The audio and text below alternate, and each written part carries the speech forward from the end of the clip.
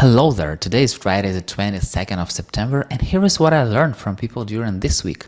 Freelancing is not for everyone. CrossFit at home. Cartoons are inspirational. Where to find great programming tutorials. Remember about having rest and developing skills, so check it out. First, if you search images for the word freelancer, you'll see happy, smiling people with a perfect workspace or even lying in a bed or cozy sofa, usually holding a cup of coffee or warm tea, which is true. Seldom.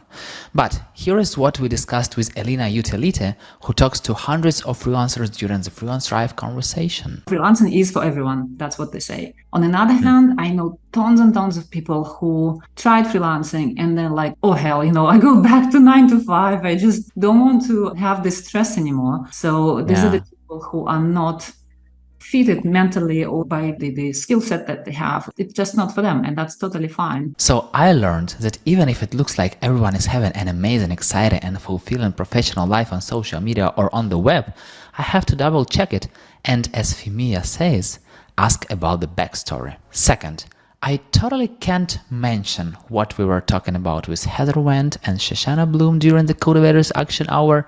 Did we even talk? I don't know. But after that, I wondered why people go to gyms to do CrossFit if they can do it at home. If you've ever tried to clean your place, do shopping, wash the dishes, renovate something, walk with a dog, or even harder, with kids, learning roller skating or biking, you've done those hard exercises and you were tired after that.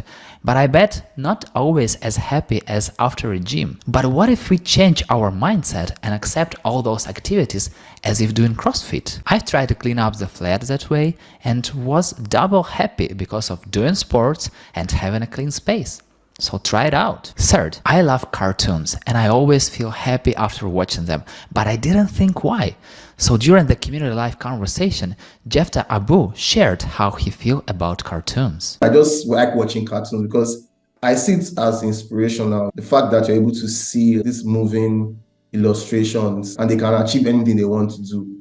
And I don't want to be all motivational, but it sort of inspires me, to be honest, especially seeing cartoon characters. I watch cartoons a lot and it makes me feel young, even if I'm growing old. Fourth, I know coding principles but don't know languages. And sometimes I automate things on Google Sheets using JavaScript, so I need to search for its syntax, which takes time because I have to check several websites. But recently my wife told me she had Python training at work and shared W3 School's website, which has an awesome library of tutorials for HTML, CSS, JavaScript, PHP, you name it. So check the link to it in the comments. Fifth, I talk to many freelancers in the 9 AM at Code Control communities, and one of the biggest challenges is uncertainty between projects, because no matter how experienced you are, sometimes it might not be a good project out there. But here is what Dimitri Abalenkov proposed during the Freelance Sucks conversation about that time. When there are no new projects, you can use this time wisely and take a vacation, like what I did last time. I went to a little trip with my friends to South America, to Argentina and Brazil. I